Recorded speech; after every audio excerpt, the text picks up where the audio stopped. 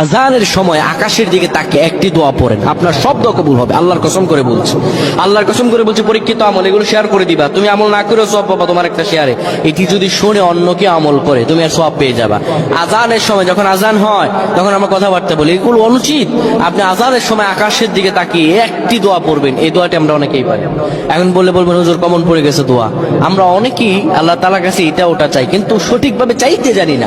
সঠিকভাবে কোনো ব্যক্তি যদি চায় আমার আল্লাহ তাকে দয়া করবেন। আল্লাহ বলেন বান্দা উদউনি আস্তাজিব লাকুম, আমার কাছে চাও আমি আল্লাহ সব দিয়ে দিব। সুবহানাল্লাহ।